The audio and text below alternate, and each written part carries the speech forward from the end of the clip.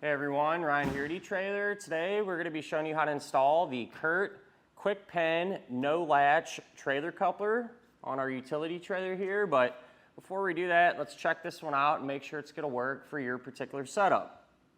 So when it comes to these utility trailers, or any trailer for that matter, for those of you that have a smaller trailer with a 2-inch tongue, a lot of times, being smaller in size there, what'll come on the trailer originally is a coupler that is designed to work with the 1 7/8 inch trailer ball. You know, the smaller one available. And the vast majority of people have a 2-inch ball on their vehicle already. And so that can kind of get annoying, having to have different size balls if you want to pull, you know, a different trailer, so on and so forth. And that's exactly why we changed this one here today. Not only was it, you know, it's kind of seen some better days, but it was a perfect opportunity to upgrade. Because our neighbor, he got tired of having to, you know, put a different ball mount in his truck every time he wanted to pull this trailer, because the rest of them have the 2-inch ball size. So by having this on here now, he's not going to have to bother with that. Keep one ball mount in the truck and call it a day. So like I said, this coupler is designed to work with trailers that have 2-inch wide tongues, but it's also available for other sizes as well, if this is something you want to go with. And it's a little bit different from a lot of couplers that you may have seen out there. It's this QuickPin. There's no latch mechanism, right? I'm sure we've all seen that before. So with this style, you know, when you're ready to use it, you pull this pin out, drop the trailer onto the ball, and when you put this pin through, the pin is actually going to lock in on that ball, right? So what the benefit is to it, at least from what I can see, is you don't have a latch mechanism to worry about. You know, a lot of times it'll get all seized up and stuff. So for example, on our old one, you know, a lot of rust, you got a spring in there, and some moving parts, and it's kind of hard to operate that mechanism. So something like this, way less moving parts, and it's still going to do a good job of securing the trailer. Especially our neighbor here today, this thing sits quite a bit, and so, you know, out in the weather, exposed and stuff. So my thought would be having more of a simple design. It'll probably stay in working condition a lot longer and make it a lot easier to operate when you're ready to hook up and tow it down the road. If you prefer a latch mechanism style coupler, this one here is made by eTrailer. And for these 2-inch wide trailer tongues, you know, there's not a ton of options out there. So this is one of them. You know what, well-made piece. I actually used to have this same coupler, just in a different size on my old boat trailer. I had it on there probably a couple years before I sold it, and with it stored outside and everything, never gave me any issues. So well-made piece nonetheless. The actual pin here, this is going to be a 1/2 inch in diameter, and there is a tether on it there. That way it'll all stay together and everything. If you end up, you know, misplacing these or something happens to them, you can always, you know, replace them. They're pretty common parts there. Nothing to really sweat as far as that goes. And as far as some measurements and stuff to help you figure out if this will work with your trailer, the overall length of the coupler is going to be 9 5/8 of an inch long. As far as the height, all right, or how tall it is, it's going to be 2 1/4 of an inch. And as far as the mounting, positioning, and everything else like that, so you can bolt it on like we have it here today, or you can weld it on, whatever you want to do. The hardware does not come included though, so you will have to pick that up separately. And what I would recommend using, or how we used it today, we just used carriage bolts and spacer blocks and some flange nuts. They're 1/2 inch in size. And I'll go a little more in depth into that during the installation process. But in case you're wondering, you know, the mounting holes positioning, they're going to be here and here, and from center to center, it's going to be about 3 inches.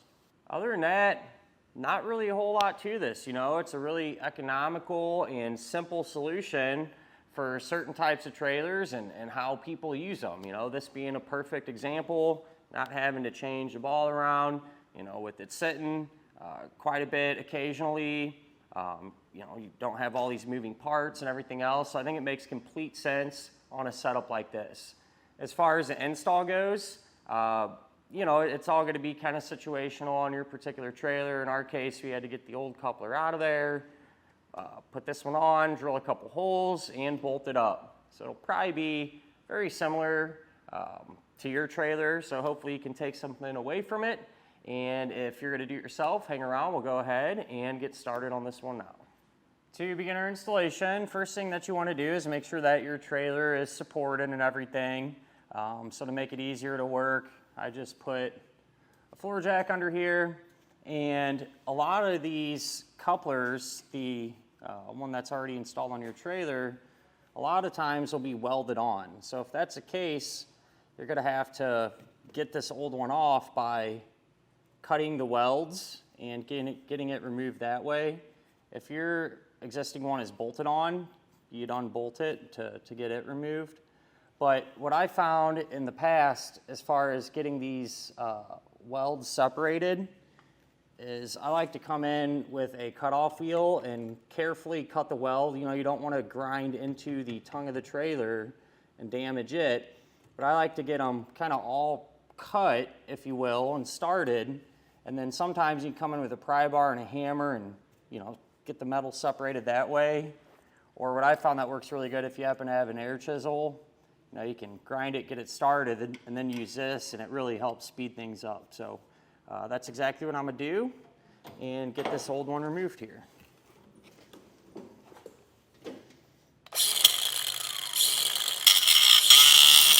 So I was able to get the old coupler off, like we talked about. Just, you know, cut the welds, came in with my air chisel, worked at it, cut some more, worked at it, so on and so forth. That, from what I've found, that seems to be the best technique that works for me. But once you get that off there, you know, make sure that you come back and hit the tongue of the trailer, make sure the surfaces are flat. If there is any old weld slag left over, grind that down flat. And I gave it a minute to cool down, cleaned it up, and put a fresh coat of paint on there just so we don't have to worry about any future corrosion, or at least slow it down. Take your new coupler now, set it on the tongue of the trailer and position it where you want it. I'm going pretty much the exact same spot that our original one was. And we're going to be using the holes in the side for mounting. Since we're going to be using bolts, I'm just going to mark those locations out, scraping into that new paint. You know, if you're going to be welding this on, it's a whole different story. Sure you know where to go from here. I just tack it in place and work around it. So I'm just going to mark these on each side. I'm going to start with the small pilot hole. That way I can really try to center this up here.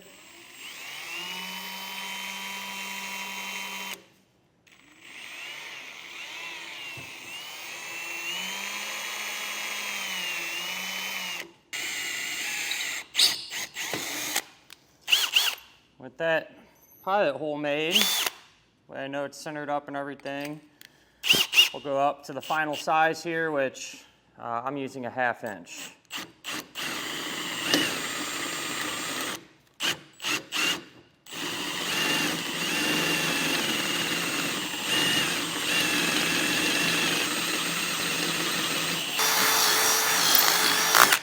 With one made, I'm just going to repeat that same exact process for our 3 remaining holes. I got all these holes drilled, and I came back with more paint, painted that bare metal. And as far as the hardware goes, you are going to have to supply your own. You can use, you know, regular hex head bolts and flat washers and nylon lock nuts if you want, and, you know, set the coupler on top, put it through, and tighten it down. The problem that I was having a hard time finding a 1/2 inch bolt, at least on hand, that short, because let's say if you take a bolt that's 1.5 inches, and by the time you run them through each side, they're going to be hitting each other. You know what I mean? So something to think about. I'd say probably like a 1-inch bolt would probably be ideal. At least a grade 5. If I was going out of my way to buy new bolts, I'd get grade 8, the little heavier duty ones, just because why not? But what I have here on hand, I'm going to be using a carriage bolt, which is this, and a spacer block. So what I'll do, set our coupler on top there, and I'm going to use a pull wire. So this is going to go through the hole, and I'm going to feed it towards the front of the trailer to where it drops out like that. I'll put a spacer block on and a carriage bolt.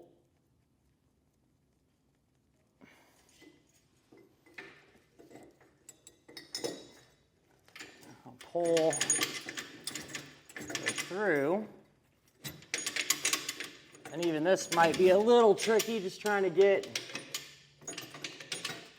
everything to line up and get the bolt to come through. So with these small tongues on these trailers, that's where it kind of gets a little tricky.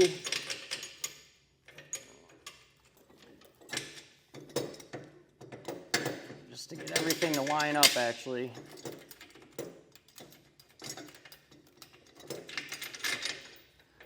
So there we go, I got that through. I'll hold it so it don't fall back in there. And I'll get the pull wire removed.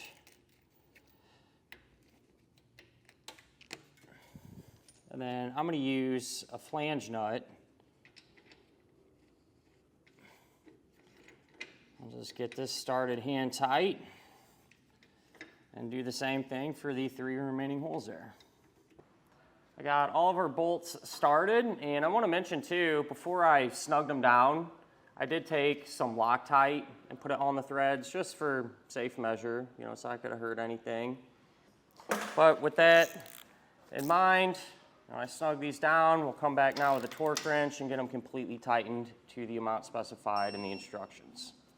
Now that everything is torqued down, that's all there is to it as far as getting our coupler replaced. So that'll finish up our look at and our installation of the Curt QuickPin No-Latch trailer coupler on our utility trailer.